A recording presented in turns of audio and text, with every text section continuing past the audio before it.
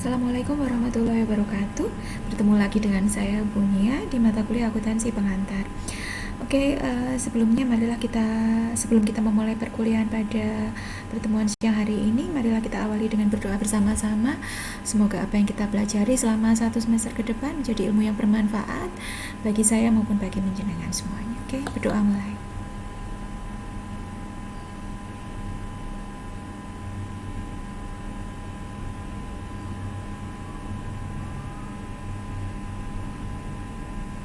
Amin. Bertemu lagi dengan saya Bunia ya. Kemarin kita sudah bertemu di pembekalan mahasiswa. Sekarang kita ketemu di perkuliahan. Ini adalah minggu pertama kita melaksanakan perkuliahan, sehingga karena minggu pertama saya nggak akan memberikan bobot perkuliahan yang terlalu berat. Untuk pertemuan kali ini saya akan mengadakan kontrak kuliah terlebih dahulu. Ya, sebentar ya, saya cari materinya terlebih dahulu.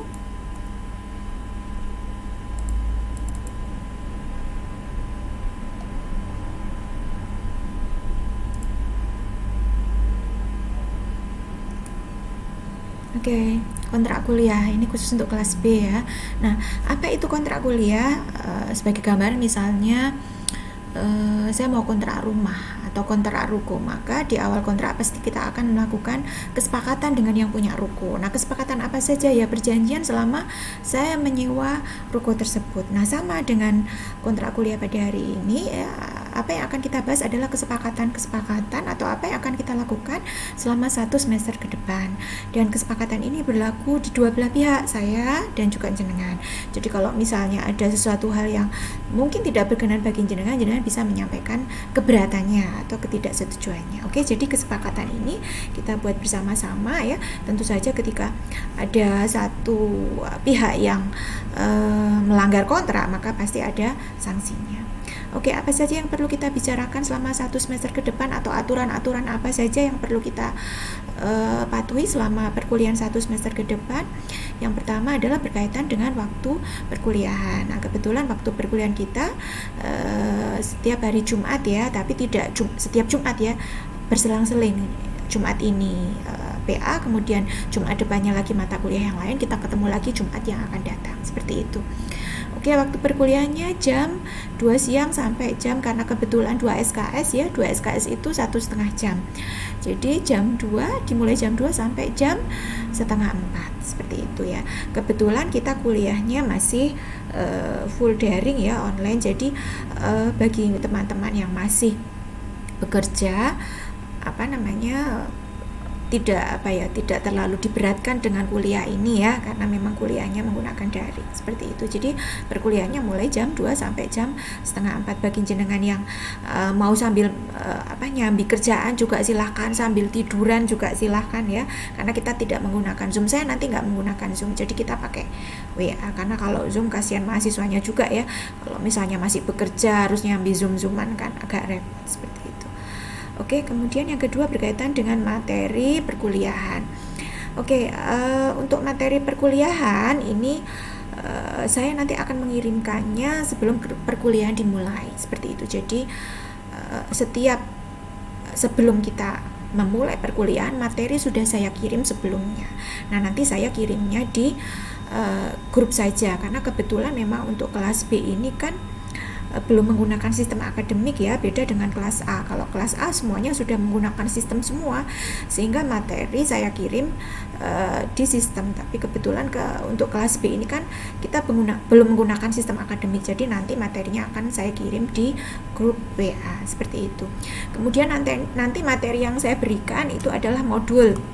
Sebenarnya untuk modulnya ada yang sudah dalam bentuk hard copy. Ini yang lebih enak sebenarnya, ini hard copy. Antara akuntansi 1. Kalau jenengan pengen mendapatkan hard copy-nya, jenengan bisa beli di fotokopian Fastikom di kampus. Seperti itu. Ini ada hard copy-nya. Kalau saya lebih suka baca hard copy-nya, seperti itu. Tapi kalau misalnya jenengan tidak mau membeli hard copy-nya, nanti akan saya kirim soft copy-nya. Dan soft copy-nya akan saya kirim per bab ya, sebelum kita memulai perkuliahan, seperti itu. Kemudian untuk materi PA1 ini kan hitung-hitungan ya. Jadi memang saya agak sedikit mengalami kesulitan ketika menerangkan hitung-hitungan, apalagi nanti akuntansi pengantar itu kan ada jurnal, ada buku besar, ada laporan keuangan, dan itu tidak mungkin kalau kita hanya diskusi saja. Sehingga nanti di beberapa materi saya akan membuat tutorial atau saya akan menerangkan, dan nanti saya menerangkannya saya akan rekam. Dan kalau yang dulu-dulu sih biasanya rekaman itu kalau misalnya direkam pakai HP itu kapasitasnya terlalu lama, jadi nggak cukup ya, sehingga saya siasati untuk yang kemarin perkuliahan yang semester kemarin, dari rekaman itu saya share di YouTube, jadi mahasiswa tinggal melihat di YouTube-nya. Jadi itu pun ada kendalanya juga ya. Kalau kemarin mahasiswa yang reguler atau yang ekstensi juga beberapa ada yang mengatakan, Bu, saya belum buka di YouTube-nya karena kuotanya nggak mencukupi, kuotanya hanya cukup untuk WA-an saja lah, seperti itu. Jadi monggo terserah jenengan. Makanya untuk materi yang saya kirim lewat via YouTube ini saya sarankan tetap dibuka ya, karena memang kalau hanya berdasarkan diskusi saja kayaknya mahasiswa tidak akan memahami, karena ini mata kuliah hitung-hitungan seperti itu. Jadi untuk detail penjelasan materinya nanti akan saya terangkan, saya rekam, kemudian nanti akan saya kirim di YouTube seperti itu ya, dan itu akan saya kirimkan sebelum saya mengajar seperti itu. Oke, itu. Kemudian yang selanjutnya berkaitan dengan penilaian. Oke, apa saja item-item penilaian di mata kuliah akuntansi pengantar?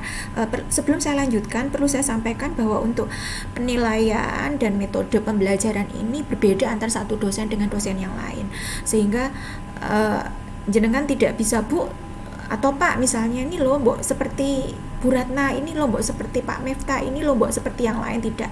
Jadi masing-masing dosen punya style sendiri-sendiri, dan saya minta jenengan untuk bisa memahami karakter masing-masing dosen seperti itu. Kita dari pihak pengelola juga tidak mengharuskan dosen untuk silahkan Anda menggunakan YouTube ya, silahkan jenengan menggunakan Zoom ya, tidak seperti itu. Ada beberapa dosen yang mereka lebih jenak menggunakan Zoom ya, monggo-monggo saja.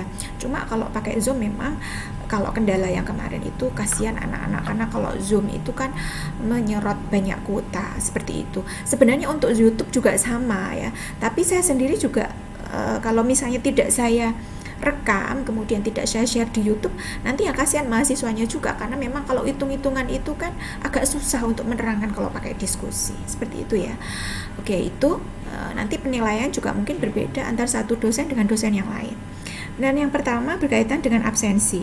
Nah, untuk absensi ini saya hitung 50% dari perkuliahan. Jadi untuk kelas B ini karena kebetulan kuliahnya kan 8 kali, sehingga nanti absensinya saya hitung separuhnya, yaitu 4 kali. Ini pun juga tergantung mahasiswanya. Kalau misalnya mahasiswanya masuknya hanya 7 kali atau hanya 6 kali, ya berarti nanti separuhnya. Jadi untuk absensi ini penilaian antar satu mahasiswa dengan mahasiswa yang lain bisa berbeda. Oke, sebentar ya, saya ada tamu. Sebentar, ditunggu sebentar. Bapak, gimana? Panggilannya Pak.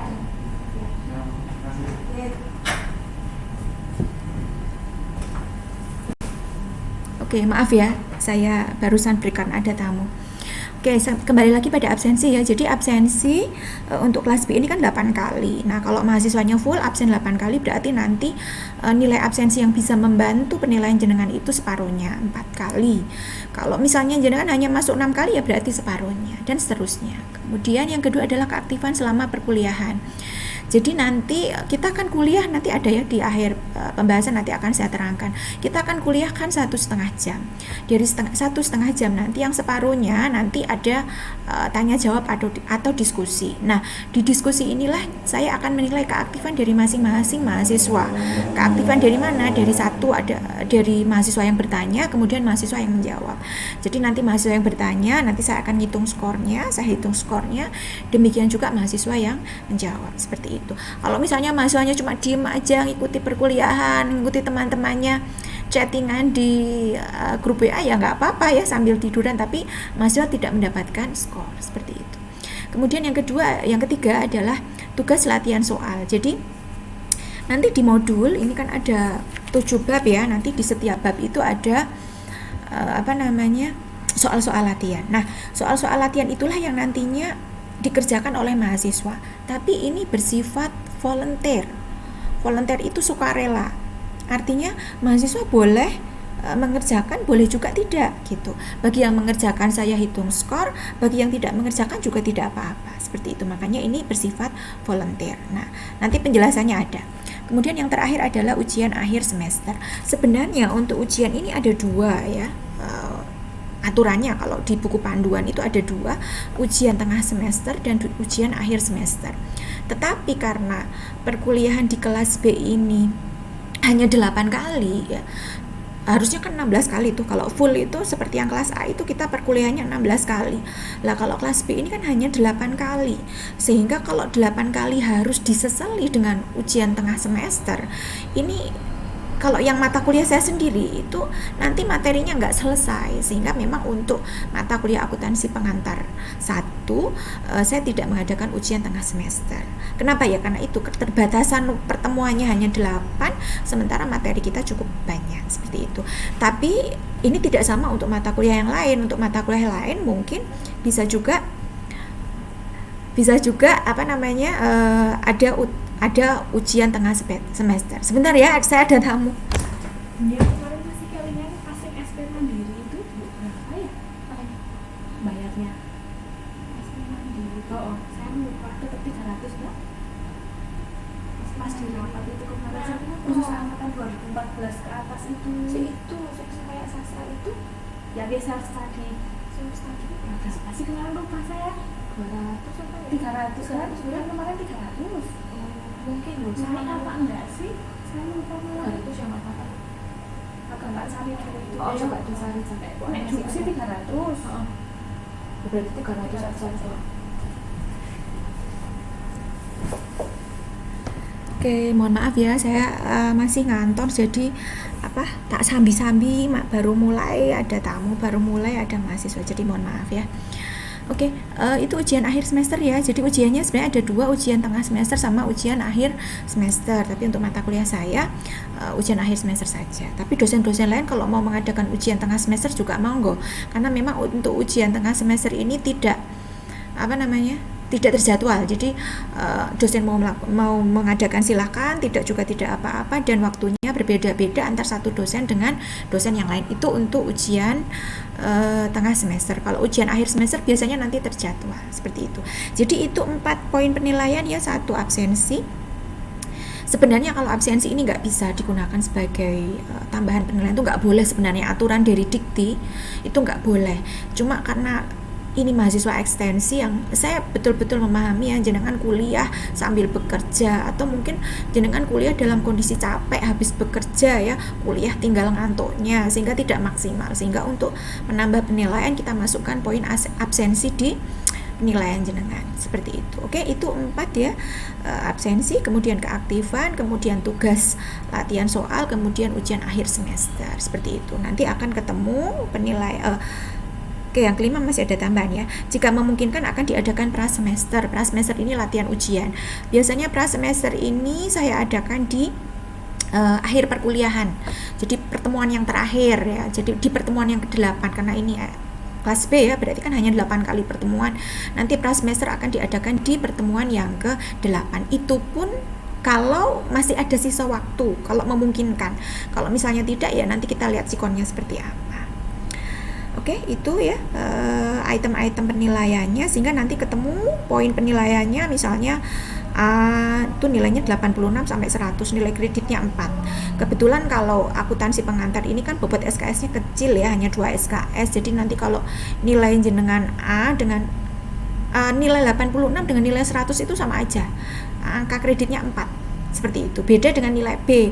B70 dengan B85 itu beda. Jadi kalau B70 angka kreditnya hanya 3, tapi kalau B85 itu sudah hampir mendekati A. Kenapa? Karena angka kreditnya 3,9. Seperti itu. Jadi nanti tidak hanya dilihat nilai A, B, C-nya saja, ada yang kalau A itu sama aja 86, 90, 100 itu sama aja. Tapi kalau B beda. B70 dengan B75 dengan B85 itu berbeda angka kreditnya. seperti itu. Kemudian nilai C nilainya antara 56 sampai 96 ya, ini syarat lulus itu nilainya C 56. Lah kalau di bawah itu tidak saya tulis ya, jadi kalau di bawah itu berarti nilai di bawah 56 itu mohon maaf mahasiswa tidak bisa diluluskan, seperti itu. Dan satu hal yang perlu saya sampaikan bahwa yang membuat nilai itu bukan dosen. Nah ini kadang-kadang satu hal yang menjadi kesalahpahaman mahasiswa adalah yang membuat nilai itu dosen.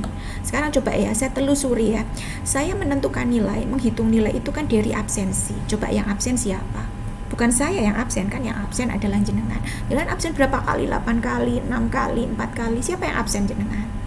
2, keaktifan selama perkuliahan. Saya kan hanya mencatat siapa ya yang aktif, tak tulis namanya. Tapi nilai keaktifan sendiri yang menentukan kan jenengan. Jenengan mau aktif atau tidak yang menentukan adalah jenengan sendiri, kan seperti itu. Kemudian tugas, siapa yang mengerjakan tugas? Kan bukan saya.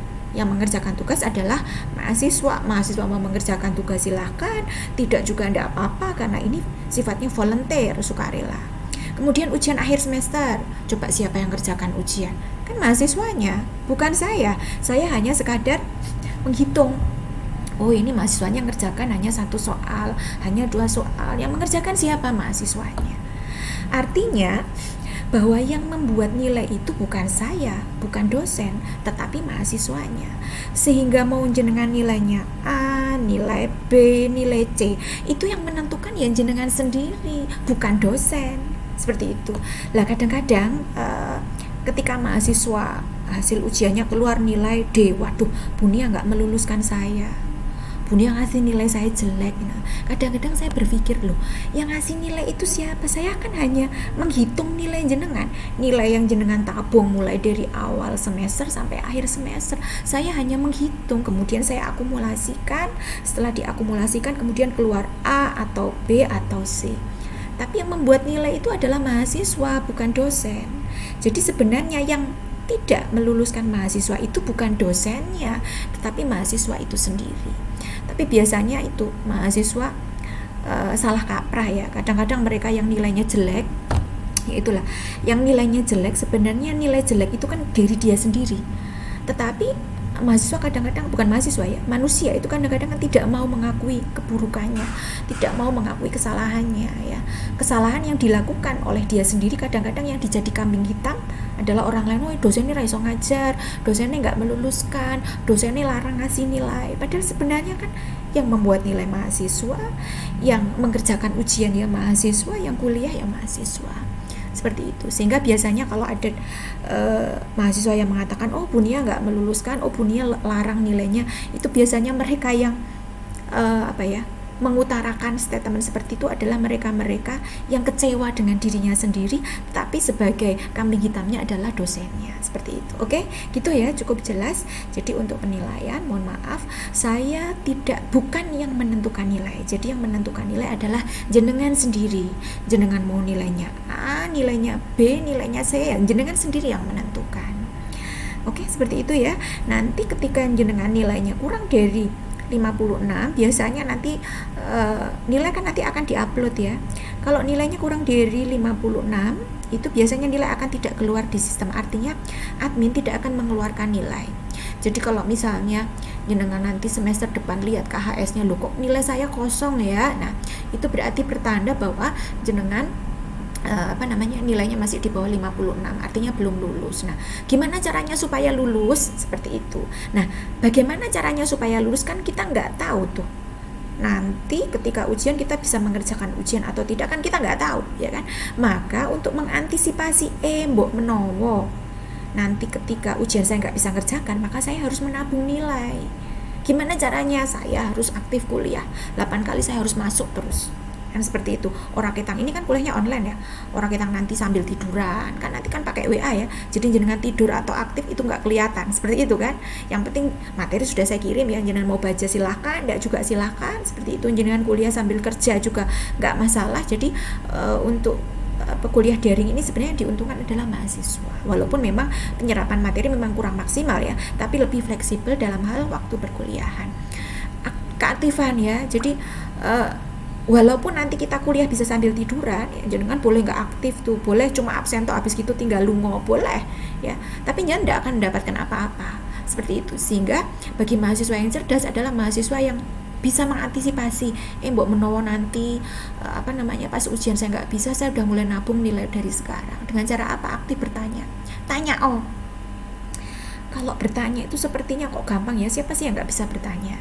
Tapi ingat, materi yang ditanyakan adalah materi atau hal-hal yang berkaitan dengan materi yang kita bahas. Jangan materi yang melenceng jauh seperti itu.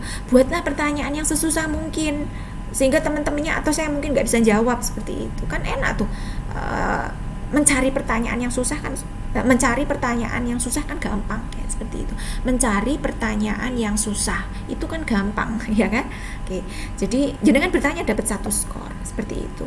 Kemudian nanti ketika ada mahasiswa yang bertanya, saya nggak akan langsung menjawab, saya akan memberikan kesempatan pada teman-teman yang lain siapa yang mau menjawab. Bagi teman-teman yang bisa menjawab dan betul, nanti skornya 2 seperti itu. Nah, itu adalah skor keaktifan jenengan selama perkuliahan.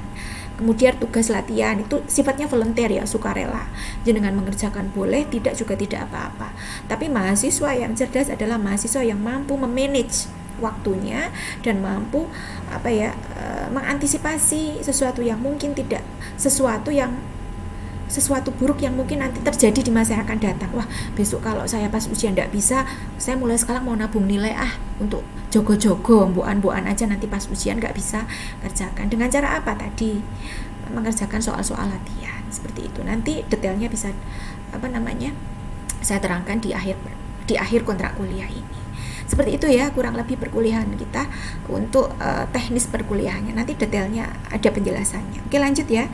Sekarang kita mulai untuk metode perkuliahan. Yang pertama, materi akan dikirim sebelum perkuliahan dimulai.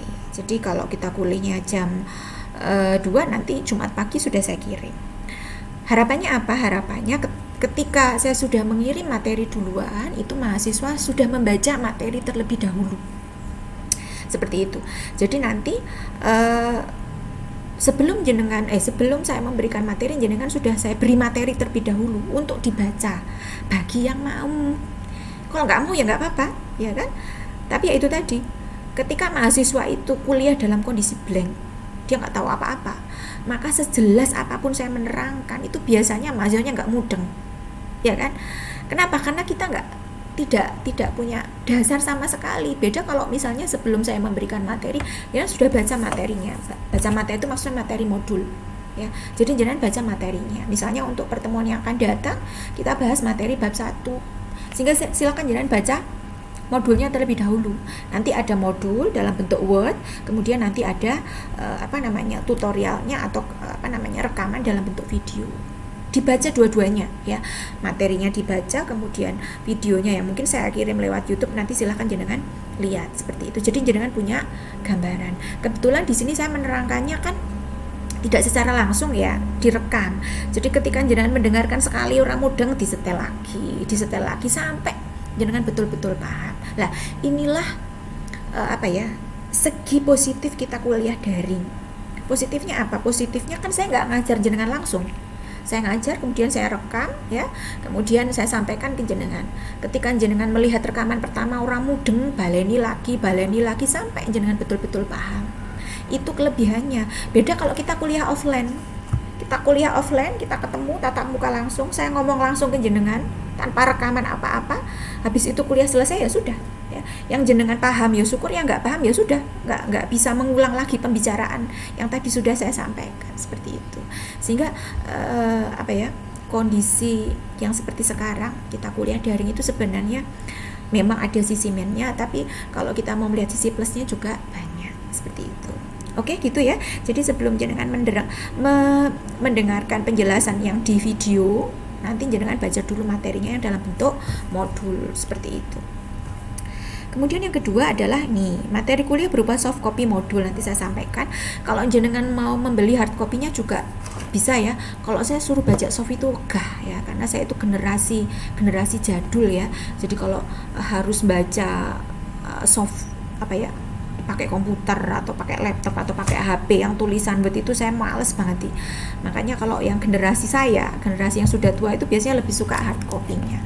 Nah, kalau jenengan mau beli hard copy murah nih, nggak sampai 20.000. Jenengan bisa bisa membelinya di fotokopian Fasticom. Sebenarnya jenengan bisa ngeprint sendiri. Nah, dari soft copy kan jenengan bisa ngeprint sendiri. Tapi kalau mau ngeprint mungkin kepukulnya habisnya lebih mahal ya. Beda kalau beli kayak gini nggak sampai 20.000, bisa dipakai selama berpuluh-puluh tahun ya, asal nggak dirombengin kan bisa dipakai terus.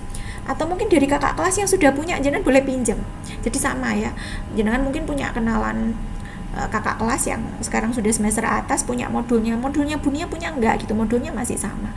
Hanya mungkin kalau di soft copy sudah saya upgrade, saya perbarui, tapi kalau hardnya mungkin yang jadul-jadul masih dipakai, enggak masalah, hanya saya ubah angka-angkanya saja. Oke, itu ya, itu materi kuliah dalam bentuk soft. Kemudian PowerPoint nanti saya sampaikan ya, PowerPoint itu bab tertentu. Bab 1, bab 2 nanti pakai PowerPoint. Untuk bab selanjutnya, bab 3, 4, 5 itu kalau pakai PowerPoint saya pusing ya, jenengan juga pusing. Jadi nanti untuk bab 3, 4, 5 nanti saya akan bikin videonya aja.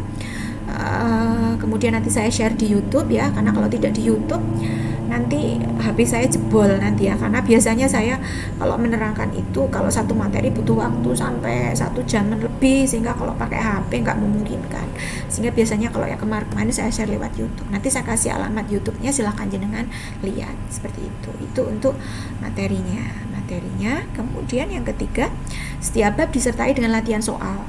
Nah, latihan soal dikerjakan secara volunteer, tadi sudah sampaikan di depan ya, dan dikumpulkan sebelum kuliah dimulai. Seperti itu. Ini satu soal untuk satu mahasiswa. Jadi contoh misalnya ya, ini di bab 1. Minggu depan kan kita bahas bab 1 ya. Jadi hari ini kita masih kontrak kuliah. Untuk 2 minggu yang akan datang kan kita bahas bab 1 ya. Nah, di sini ada soal latihan bab 1. Ini ada 10 soal. Kalau jenengan mau mengerjakan itu nggak perlu dikerjakan semuanya. Dari 10 itu nggak usah.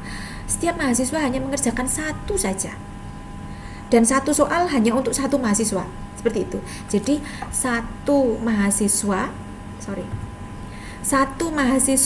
hanya mengerjakan 1 soal saja, dan 1 soal itu hanya untuk 1 mahasiswa. Seperti itu.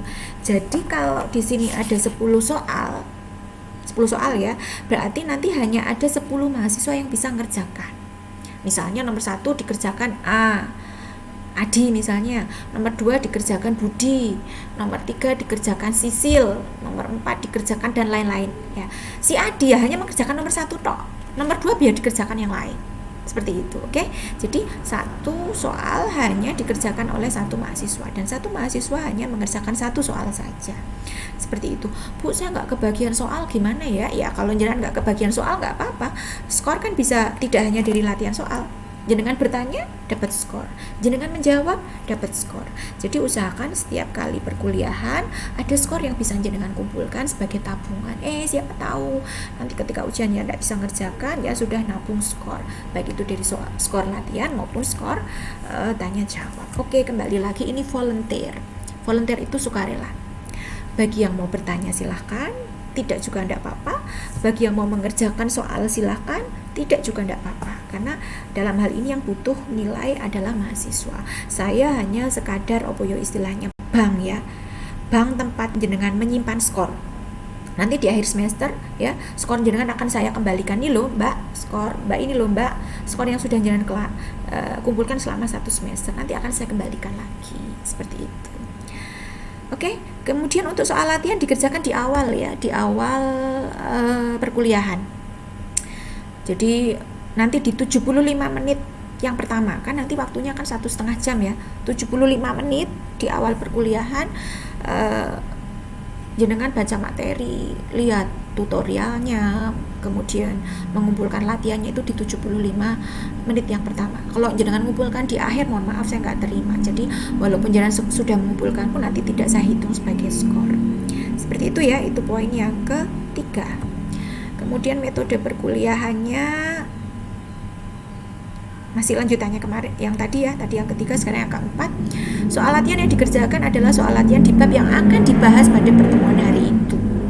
Jadi jenengan tidak mengumpulkan latihan yang materi minggu kemarin, tidak, tapi materi atau soal yang jenengan kerjakan adalah soal yang akan kita bahas pada pertemuan hari ini. Misal 2 minggu yang akan datang kan kita akan bahas bab 1. Berarti nanti jenengan silahkan bagi yang mau itu mengerjakan soal latihan bab 1. Seperti itu. Artinya apa? Artinya ketika jenengan mau mengerjakan latihan itu kan jenengan baca materinya terlebih dahulu. Jenengan dengarkan penjelasan saya terlebih dahulu, kan seperti itu. Oke.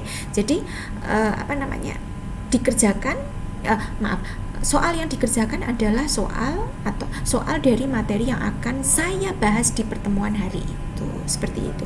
Tapi kebetulan ini kan kuliahnya daring ya, jadi penyampaian materinya bisa sebelum perkuliahan. Jadi bisa mendengarkan penjelasan dari saya ya, kemudian nanti bisa mengerjakan latihannya bisa setelah saya memberikan penjelasan lewat tutorialnya, lewat YouTube atau lewat rekaman video, seperti itu. Oke, itu ya. Ini volunteer ya, sukarela.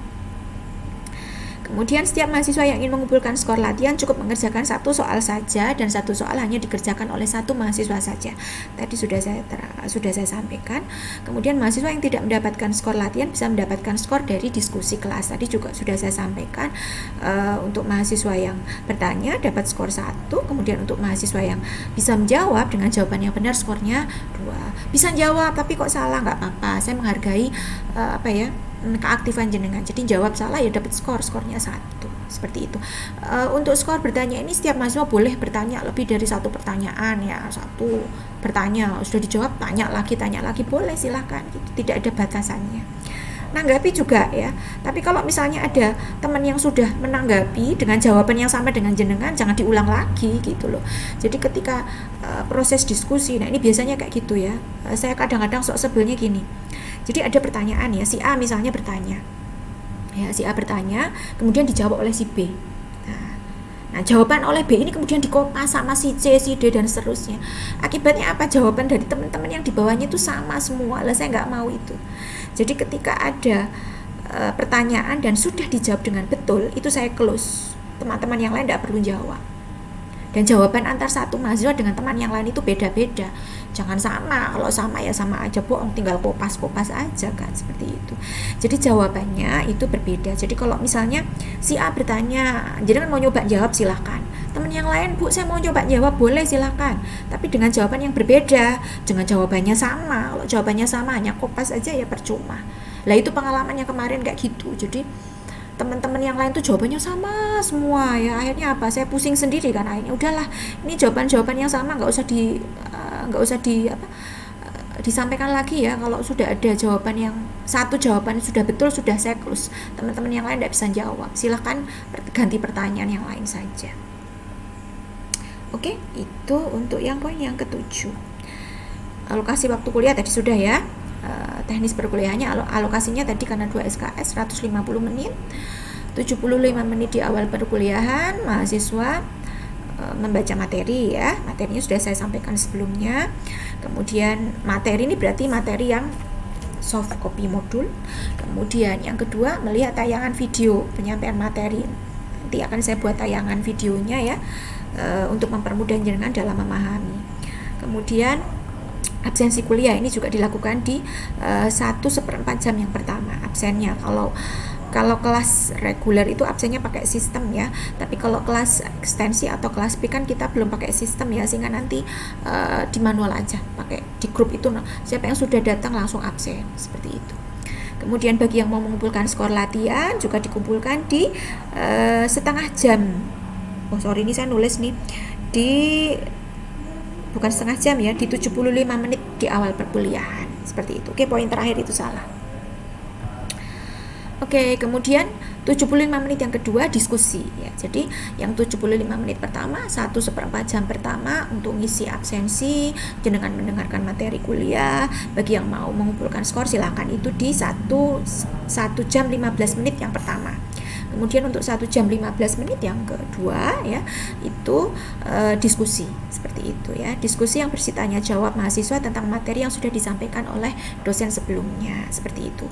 Mahasiswa bertanya skornya 1, mahasiswa yang menjawab pertanyaan skornya 2. Pertanyaan dan jawaban antar mahasiswa tidak boleh sama, seperti itu. Oke, nah ini ilustrasi penilaian ya. Tadi sudah disampaikan di awal ya, perlu saya jelaskan lagi supaya lebih jelas. Absensi tadi ya, untuk menentukan nilai jenengan nanti dari absensi 50%. Nah, kalau misalnya diasumsikan, mahasiswa saya asumsikan masuk 8 kali full. 8 kali ya. Berarti kalau 8 kali, kalau 50%-nya kan 4. Kalau misalnya jenengan hanya masuk 6 kali ya berarti nanti poin sumbangannya hanya 3. Kalau hanya masuk 4 kali ya nggak apa-apa, nanti hanya 2, seperti itu. Ini hanya untuk tambahan saja. Kemudian keaktifan kuliah ini dari bertanya, menanggapi, misalnya selama 1 semester jenengan pernah tanya 4 kali atau pernah menanggapi ya, ini nanti saya kumpulkan skornya. Kemudian skor latihan soal ini, misalnya jenengan pernah 2 kali mengumpulkan, ditambahkan 2. Nah, kemudian nilai ujian, misalnya nilai ujiannya delalai dapat nilai 70 itu B, tapi B-nya B kurus, B hanya 2,9. B3 deh. Angka kreditnya 3. Nah, tapi ketika nilai 70 ini ditambah dengan absensi 4 kali, keaktifan 4 kali, latihannya 2 kali, nanti kan ketemunya jadi 80. Kalau 80 itu angka kreditnya 3,4, kalau enggak 3,4. Nah, kan lumayan ya. Yang semula B-nya B kurus jadi B setengah gemuk. Nah, syukur nanti misalnya jenengan aktif tanya lebih dari 4 kali, misalnya jenengan tanyanya sampai 10 kali, nanti yang nilainya B bisa jadi nilai A, hanya karena jenengan aktif kuliah, seperti itu. Oke, jadi penilaian itu tidak hanya di akhir, tapi selama proses jenengan kuliah saya juga melakukan penilaian, seperti itu. Oke, kalau kita lihat dari sini, kembali lagi yang menentukan nilai adalah mahasiswa, bukan saya. Saya hanya sekadar sebagai bank untuk menitipkan skor mahasiswa. Nanti skornya akan saya kembalikan di akhir semester ketika saya harus menyerahkan nilai, seperti itu. Oke. Materi kuliah terakhir ini ya, ada 7 bab materi kuliah. Untuk yang program studi akuntansi nanti ini mata kuliahnya yang kita ikuti sekarang adalah akuntansi pengantar 1. Nanti ada kelanjutannya ya, akuntansi pengantar 2 untuk program studi akuntansi. Jadi masih ada kelanjutannya. Tapi kalau yang program studi manajemen nanti hanya dapat PA1 ini tok, pengantar akuntansi. Sehingga untuk PA2 nanti nggak dapat. Nah, sehingga bagi mahasiswa-mahasiswi yang pengen belajar akuntansi lebih ya, kalau sekarang masih Bu, saya pengen belajar akuntansi lebih banyak karena kebetulan saya kerja di lembaga keuangan, saya kerja di PMT, itu akan lebih maksimal kalau jenengan ngambil program studi akuntansi. Kenapa? Karena nanti akan banyak ilmu yang bisa jenengan peroleh di situ, seperti itu ya. Jadi boleh nggak sih Bu pindah program studi misalnya dari manajemen ke akuntansi atau dari akuntansi ke manajemen? Boleh ya. Jadi nanti sampai semester 1 masih sama ya. Kemudian semester 2 masih sama. Sorry, ini baterainya udah mau habis. Kemudian sampai saya biasanya dibatasi sampai semester 3. Jadi kalau semester 3 udah nggak boleh pindah-pindah karena materinya sudah berbeda. Sorry ya, tak isi baterai dulu, ini udah mau habis.